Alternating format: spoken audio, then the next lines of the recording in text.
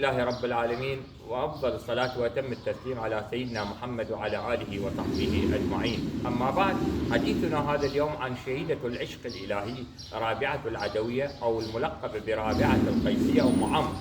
ولدت في البصرة في عام 701 وتوفاها الله في عام 801، وبلغت مبلغا في عشق الله وتغزلها في الله، حيث تقول في أبيات وهي تحمد فيها الله وتثني عليه وتقول: إذا شئت تحيا فالحياة مريرة، وإن شئت تحيا فالأنام غضاب، ويا ليت الذي بيني وبينك عامر، وبيني وبين العالمين خراب.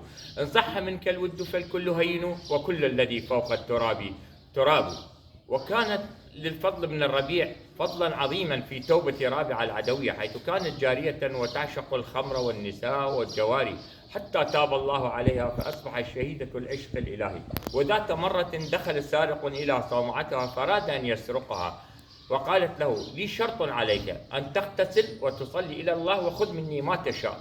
فما اغتسل حتى دخلت في صومعتها وقالت: يا رب، أما ظاهره فقد قيدته في محرابي، وأما قلبه فقد تركته إلي، حتى توفاه الله في جبل يقال له جبل الزيتون. رحم الله الشهيدة الزاهدة رابعة العدوية. الحمد لله رب العالمين.